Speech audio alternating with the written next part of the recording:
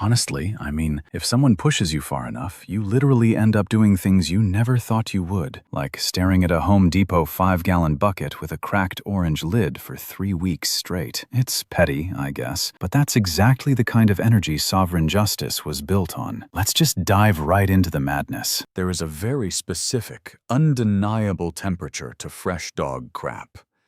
It's not just warm. It's aggressively, insultingly tepid. It is the exact temperature of a freshly microwaved Hot Pocket right before it burns the roof of your mouth. Except instead of pepperoni and cheese, it's pure, unadulterated canine malice. Have you ever felt a piece of your soul leave your body through your heel? Because I have. I was standing barefoot on my own front lawn. The dew sparkling on my meticulously edged Kentucky bluegrass, holding a mug of black coffee paralyzed, the squish, the horrific frictionless slide between the toes, the smell hitting the morning air. I looked down. Then I looked up. Standing not 15 feet away, on the other side of the invisible property line, was Brenda.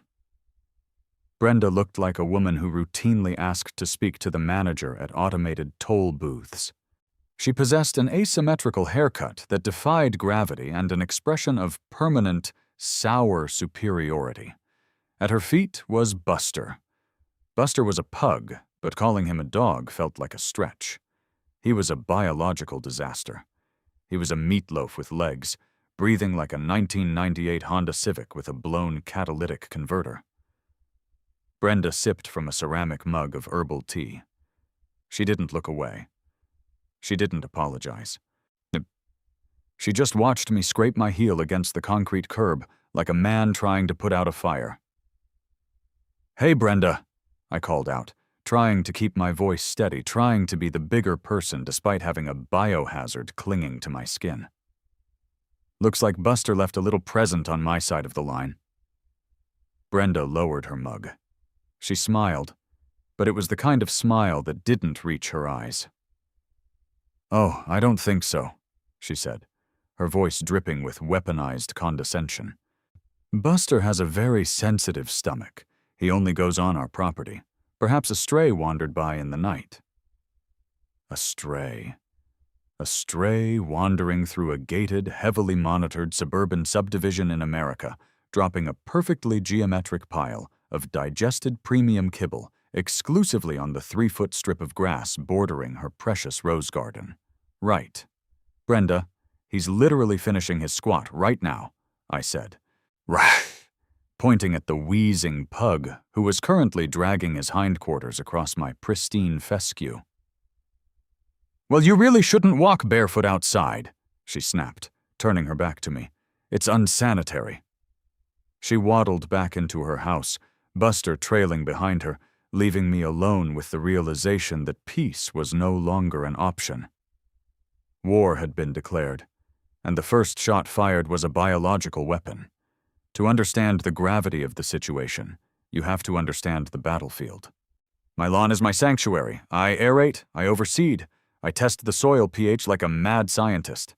But Brenda had her roses, right on the property line. So close they practically leaned over the invisible border was a row of 12 heritage roses. These weren't just flowers to her, they were her children. She talked to them. She played classical music for them from a waterproof Bluetooth speaker. She dusted the leaves with a tiny, ridiculous feather duster. They were prize-winning, arrogant, obnoxious shrubs, and they were the pride of her existence. Over the next 3 days, I didn't confront her again. I watched, I set up my Ring camera, calibrated the motion sensor, and I studied her tactics. It wasn't an accident. Every morning at exactly 6:15 a.m., Brenda would let Buster out. She would guide him, gently nudging his fat little body away from her pristine mulch and directly onto my grass. It was a calculated daily biological assault on my turf. She was using my lawn as her personal landfill to keep her rose beds immaculate. I thought about poisoning the roses. But I'm not a monster, and more importantly, I'm not an idiot. Poisoning plants across a property line is a crime. It's vandalism, destruction of property, and an open and shut civil suit. I needed something better. I needed something bulletproof. I marched over on day 4, armed with a tablet loaded with 1080p crystal-clear footage of Buster doing his business. I knocked on her door. She answered, looking annoyed. "Brenda, we need to talk about Buster," I said, holding up the tablet. "I have him on camera every morning, 3 days in a row." She didn't even flinch. She leaned in, squinted at the screen, and sighed. "That could be any pug," she said. I stared at her. "Brenda, he is wearing a custom rhinestone collar that says Buster in the video. You can see the rhinestones catching the morning light." "Are you harassing a single woman?" she demanded, her voice rising an octave. "Because if you don't step off my porch right now, I'm calling the police." "Call them," I said. She did. And that's how I met Officer Miller. Officer Miller rolled up in his cruiser looking like a man who was 30 seconds away from retirement and deeply regretted every life choice that had led him to responding to a neighborhood dispute at 7 a.m. on a Tuesday. He lumbered out of the car, adjusted his belt, and walked up to where Brenda and I were standing on the sidewalk. "All right, what seems to be the problem here?" Miller asked, sounding like he was physically pained by the mere act of speaking. And Brenda immediately launched into a hysterical, Oscar-worthy performance. "Officer, this man is threatening me. He came onto my property, shoved a camera in my face, and is harassing my dog." Miller looked at me, deadpan. "Sir, did you threaten her?" "I threatened to hand her a plastic bag," I said, crossing my arms. "Her dog uses my lawn as a toilet every morning. I showed her the footage. She called 911. Miller sighed heavily, a sound that conveyed decades of dealing with suburban absurdity. He looked at Brenda. "Ma'am, is your dog pooping on his lawn?" "Buster is a good boy," she deflected. "And even if he did, it's just nature. This man is a psycho. He's obsessed with his grass." Miller pulled out a small notepad, looked at it, and shoved it back into his pocket without writing anything down. "Look, folks, this is a civil issue. I can't arrest a dog. I can't arrest a homeowner over dog feces unless it's a designated public health hazard, which this isn't. Sir, you can sue her in small claims court for lawn damage. Ma'am, keep your dog on a leash. Have a nice day." He turned and walked back to his cruiser. Brenda looked at me, gave me a slow, victorious smirk, and went back inside. That smirk, that arrogant, untouchable little twist of her lips, that was the catalyst. The realization hit me like a freight train. If the law wouldn't protect my lawn, the law of nature absolutely would. If it was a civil issue, then I needed to get civil. And by civil, I meant wildly, creatively destructive, within the absolute strict confines of local municipal code. How do you legally ruin a rose garden without crossing the property line? You don't poison them. You feed them. Aggressively. I drove to Home Depot and bought a heavy-duty, bright orange 5-gallon bucket with a lid. It had a small crack near the rim, which I noted would be perfect for off-gassing. For the next 2 weeks, I became a ninja of feces. Every morning, after Brenda and Buster completed their ritual, I went out with a trowel.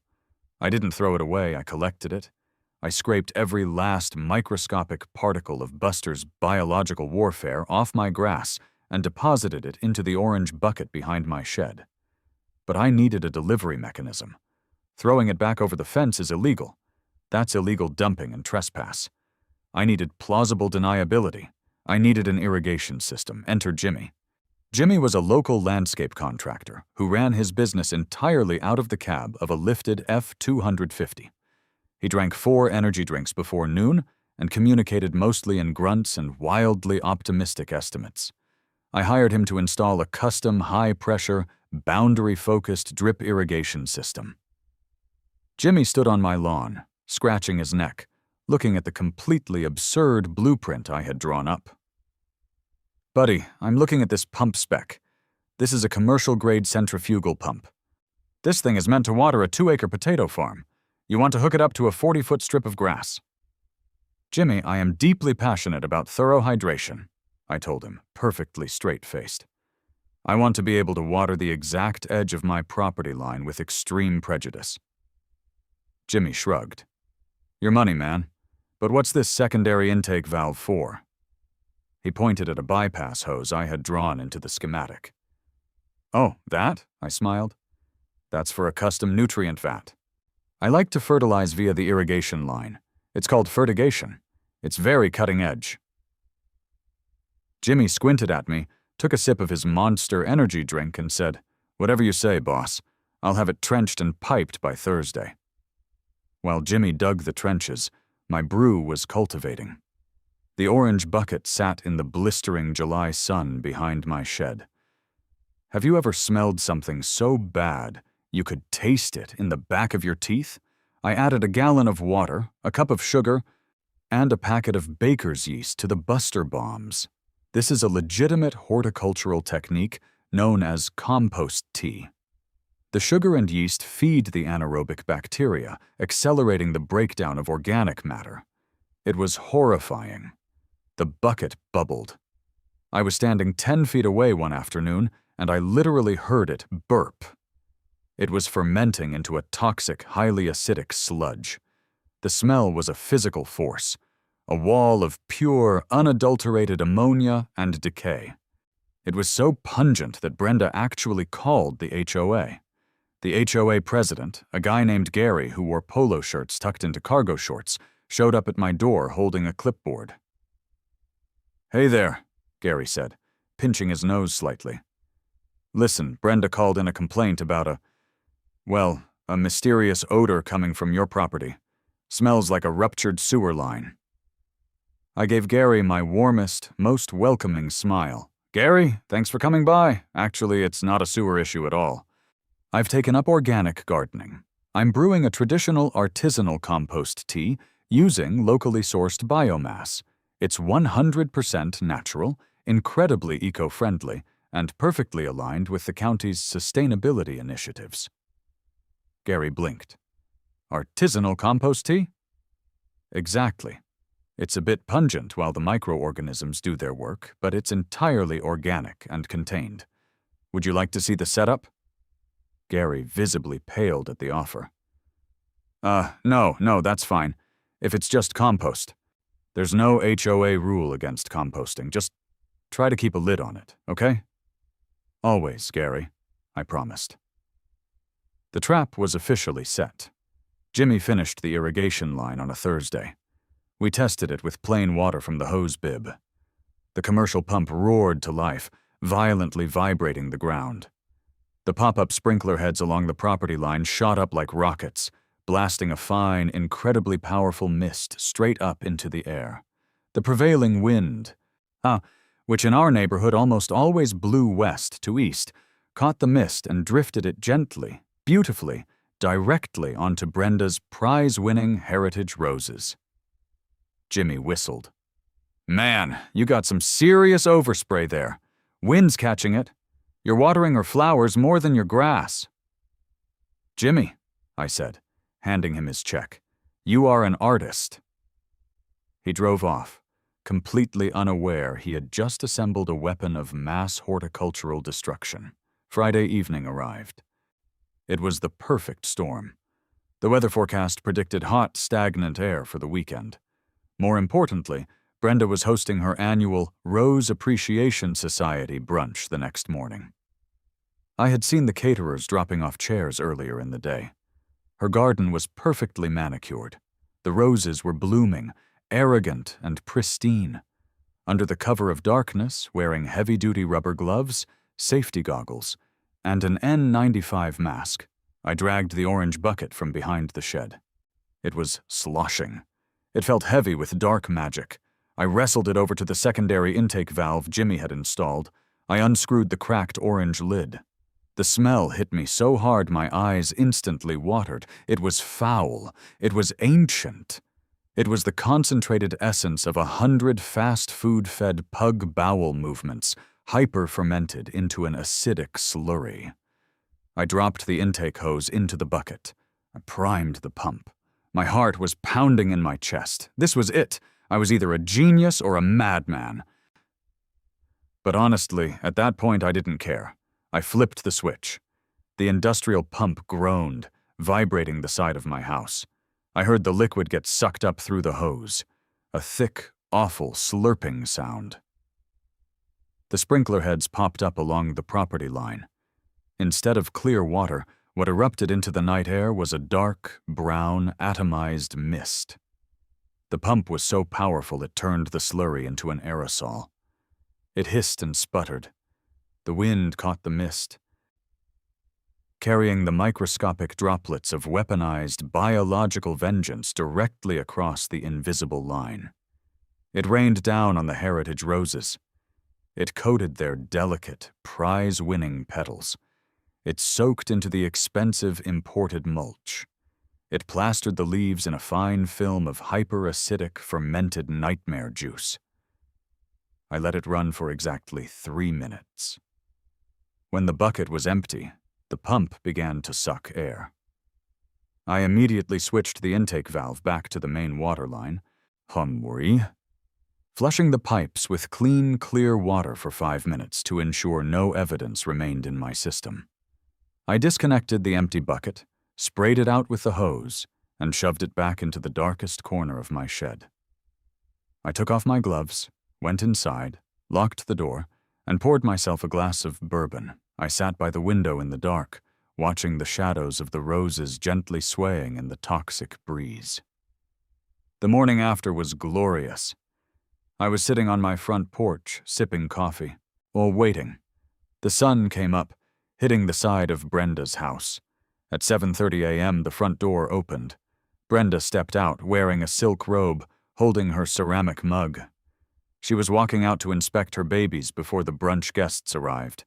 She took 3 steps down her walkway. She stopped. The scream she let out was primal. It was the sound a pterodactyl makes right before it gets hit by the meteor. It echoed through the subdivision, causing a flock of pigeons to violently explode out of a nearby oak tree. I casually stood up and leaned over the porch railing. "Morning, Brenda. Beautiful day, isn't it?" She spun around, her face completely unhinged. She pointed a trembling finger at the property line. The roses were decimated. The sheer acidity of the fermented slurry, combined with the extreme bacterial load, had essentially chemically burned the plants. They were wilted. The edges of the petals were curled and brown. The leaves looked like they had been hit with a blowtorch. And the smell. Oh, the smell! Even from my porch, 50 feet away, the air smelled like a porta-potty that had been left inside a closed greenhouse in the middle of August. It was breathtaking. "You!" she shrieked, dropping her ceramic mug on the concrete where it shattered. "You killed them! You poisoned my roses!" "Brenda, I have absolutely no idea what you're talking about," I said, taking a calm sip of my coffee. So, I was asleep. "I'm calling the police!" she screamed, running back inside. "I'm having you arrested!" 20 minutes later, the familiar, exhausted form of Officer Miller pulled up to the curb. He stepped out of his cruiser, instantly gagged, and pulled the collar of his uniform shirt up over his nose. "Good Lord," Miller choked out, his eyes watering. "What died out here?" Brenda was hysterical, crying genuine tears, pointing at the wilted brown husks of her prized plants. "He did it! He sprayed them with acid. Look at them. My brunch is ruined. Arrest him!" Miller walked over to my property line, being very careful not to step over it. He looked at the roses, then looked at me. "All right, sir. What happened here? Did you spray her flowers?" This was it. The moment of truth. The trap was sprung, and now I had to close the jaws. I walked down the steps, perfectly calm, hands in my pockets. "Officer Miller, good to see you again. No, I absolutely did not spray her flowers. I would never trespass or vandalize someone else's property. That's a crime." Miller squinted at me. "Then why do her roses look like they went through a deep fryer? And why does the air smell like a landfill?" Ah, I smiled. Well, as you know, I take my lawn care very seriously. Last night I ran my new automated irrigation system. It's equipped with a fertigation valve. I was applying an organic, locally sourced, heavily fermented compost tea to my grass to boost the microbial health of the soil. Brenda let out a sound like a deflating tire. Compost tea? It smells like feces. It is 100% natural organic matter, I stated, looking directly at Officer Miller. Sourced entirely from the biomass deposited on my own property. Miller's eyes widened a fraction of an inch as the realization of what biomass meant slowly dawned on him. He looked down at Buster, who had waddled out onto the porch but was currently refusing to go anywhere near the grass, actively backing away from the smell. Now, I continued, shifting into my legal gear. Under Municipal Code Section 8.16 regarding residential landscaping, homeowners are expressly permitted to apply 100% organic soil amendments via automated irrigation on their own property. It is a protected horticultural practice. He sprayed my property, Brenda shrieked. I watered my lawn, I corrected her firmly. However, Officer Miller, I'm sure you are familiar with the state's common enemy doctrine regarding surface water, as well as the local municipal exemptions for agricultural and landscaping runoff. Miller lowered his collar slightly, a faint look of amusement battling the disgust on his face. Enlighten me. The law dictates, I said, projecting my voice so the neighbors peeking out of their windows could hear, that any incidental liquid migration, including overspray from wind drift during standard, permitted horticultural practices, is considered an act of nature. It does not constitute intentional trespass, nuisance, or vandalism. The wind was blowing east last night. If the mist from my completely legal organic lawn treatment drifted over the property line due to a weather event, I cannot be held liable for the collateral consequences to her heavily exposed foliage. Silence hung in the air, heavy and pungent. Brenda looked back and forth between us, her mouth opening and closing like a landed fish. He weaponized my dog's poop, she finally managed to choke out. Miller looked at the dead roses. He looked at the perfectly green, meticulously watered strip of grass on my side. He looked at the wheezing pug. Then, Officer Miller did something beautiful. He gave a tiny, barely visible smirk, pulled out his notepad, and wrote absolutely nothing down. "Ma'am," Miller said, turning to Brenda, his voice completely flat. "The man is applying organic compost to his own lawn via an installed irrigation system. Municipal code protects the use of organic soil amendments. If the wind carried the mist, that's an act of God, not a criminal act. Furthermore, since the fertilizer was sourced organically from your own dog, proving malicious intent involving a chemical poison is impossible." "But my roses!" she cried. "My brunch!" "It's a civil landscaping matter," Miller declared, delivering the exact same lines he had given me weeks prior. "I suggest you wash them off with a hose. Have a nice day."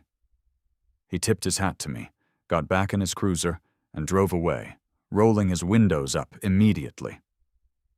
Brenda stood there, defeated, broken, standing in the aromatic ruin of her own hubris.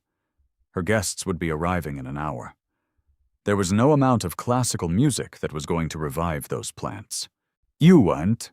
Buster took one final, lingering sniff of the toxic wasteland that used to be a garden, sneezed violently, and waddled back inside the house, refusing to cross the property line. I took a deep breath of the morning air. Sure, it still smelled absolutely horrific, but beneath the stench of fermented vengeance, there was something else. It smelled like victory. It smelled like a perfectly manicured lawn that would never ever be stepped on by an asymmetrical neighbor's pug again. Justice had been served. It was cold, it was deeply pungent, and it was entirely, spectacularly legal. If you honestly thought the story ended with Officer Miller driving away, I mean, you literally don't understand the sheer unyielding stubbornness of a suburban HOA elite. Because at exactly 8:30 a.m., just as the July sun was really starting to bake that fermented nightmare juice into the topsoil, the caterers for the Rose Appreciation Society arrived. I pulled up a lawn chair on my porch, poured a fresh cup of coffee, and just watched. A white transit van pulled up to Brenda's driveway. Two guys in matching polos hopped out, opened the back doors, and pulled out a tray of miniature quiches. The moment the wind shifted, the taller guy literally dropped a quiche. It hit the pavement with a sad little splat. He yanked his shirt over his nose, looking frantically around like a sewer main had just geysered right in front of him. Then came the guests. Oh, the guests. It was a parade of pristine white Lexuses and silver Mercedes SUVs. A half-dozen women in oversized sun hats and pastel floral dresses stepped out into what was rapidly becoming a biological exclusion zone. Brenda came rushing out of her front door, armed with two giant aerosol cans of lavender-scented air freshener. She was dual-wielding them, just frantically spraying the air around her dead, brown, atrociously fragrant roses. But honestly, you can't cover up the scent of weaponized, hyper-fermented dog crap with synthetic flowers. It just ends up smelling like a pug ate a bouquet of lavender and then had a massive gastrointestinal event on your porch. "Welcome, ladies," Brenda screeched, her voice cracking with pure panic. "We're going to set up in the backyard, just a little minor landscaping issue out front." "Brenda, my God," one of the women gasped, pressing a silk handkerchief to her face. "Did something die in your crawl space?" "It's the neighbor," Brenda wailed, pointing a lavender aerosol can at me. "He's a sociopath. He sprayed my heritage blooms with acid." I just gave them a polite, friendly wave from my porch chair. "Morning, ladies. Happy planting." They practically sprinted to the backyard. The brunch lasted exactly 42 minutes before the caterers packed up and fled, citing an unsafe work environment. I watched the last Lexus speed out of the cul-de-sac, and I guess I felt a tiny, fleeting moment of pity for Brenda. But then I looked at the bottom of my foot, remembered the squish, and that pity vanished like mist in the wind. 3 days later, I got a certified letter in the mail. Brenda was taking me to small claims court. She was suing me for $5,000, claiming intentional destruction of private property, emotional distress, and the cost of the ruined catered brunch. I literally laughed out loud standing at my mailbox. This was the exact arena I wanted to play in. I called Jimmy the contractor. He answered on the second ring, sounding like he was operating heavy machinery in a wind tunnel. "Jimmy, it's your favorite customer, the fertigation guy." "Oh, hey boss. System running smooth? That pump is a beast, right?" "It's flawless, Jimmy. Honestly, a masterpiece of modern engineering. Listen, I need to hire you for a couple of hours next Tuesday. I need an expert witness on agricultural irrigation. I'll pay your full hourly rate. Plus lunch." "Expert witness?" Jimmy yelled over the sound of a wood chipper. "Buddy, I got a C- in earth science, but if you're paying $80 an hour, I'll put on a tie and swear on whatever book you want." The day of the hearing, the county courthouse was packed with the usual assortment of unpaid parking tickets and landlord-tenant disputes. Brenda sat at the plaintiff's table, wearing a severe gray pantsuit, looking like she was ready to prosecute a war crime. Buster, thankfully, was not allowed in the building. Jimmy sat next to me at the defense table, wearing a wrinkled button-down shirt that smelled strongly of diesel fuel and Monster energy drink. Judge Peterson, a guy with a bald head and a look of permanent exhaustion, called our case. "All right, we have Brenda versus, well, you," the judge said, shuffling the paperwork. "Plaintiff is seeking $5,000 for destruction of rose bushes via chemical warfare. Ma'am." You want to explain this to me without yelling? Brenda stood up, practically vibrating with righteous fury. She laid out the entire saga. She brought printed, laminated photos of her dead roses. She brought the receipt for the catering. She dramatically described the smell. Your Honor, this man is a menace. He intentionally built a toxic spray system just to ruin my property. It's vandalism. It's practically terrorism. Judge Peterson looked at the photos, his eyebrows creeping up his forehead. He looked at me. Okay, that's quite a claim. Sir, did you spray acid on this woman's flowers? I stood up, buttoned my suit jacket, and smiled. Absolutely not, Your Honor. I am an avid organic gardener. I recently hired a licensed contractor to install a top-of-the-line precision irrigation system on my property, strictly on my side of the property line, to apply organic soil amendments to my lawn. Organic soil amendments? The judge asked, leaning forward. Compost tea, Your Honor. Fermented, locally sourced biomass. It is a highly respected, 100% legal, and environmentally friendly horticultural practice. He means dog poop! Brenda shrieked from her table. He collected my dog's poop in a bucket, fermented it, and sprayed it on my house. The judge banged his gavel. Ma'am, quiet. Sir, is that true? Your Honor, I said, projecting my voice so the whole courtroom could hear. I cannot confirm the origin of the biomass. What, as I merely collected the organic material that was abandoned on my private property. Once abandoned, it became my property to utilize for composting. Someone in the back row of the gallery actually snorted with laughter. I call my contractor James to the stand, I said. Jimmy ambled up to the witness box, swore in, and sat down. Jimmy, I said, can you describe the system you built for me? Yeah, sure, Jimmy said, leaning into the microphone. Built him a beautiful rig. Commercial-grade centrifugal pump, high-pressure pop-up heads, strictly trenched on his side of the line. The guy likes his grass watered, what can I say? Did I ask you to point the sprinklers at the plaintiff's yard? Nope, Jimmy said confidently. He explicitly told me to keep it strictly on his side. He just wanted a really, really powerful mist right on the border. Said he was into, fertigation. Thank you, Jimmy. I turned back to the judge.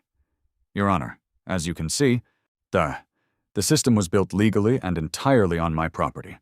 Now, regarding the plaintiff's claim of intentional damage, I pulled a thick, leather-bound binder out of my briefcase. I had spent 3 nights at the county law library for this exact moment. I would like to direct the court's attention to the state agricultural exemption statutes, specifically the Right to Farm Act, combined with the common enemy doctrine regarding surface water.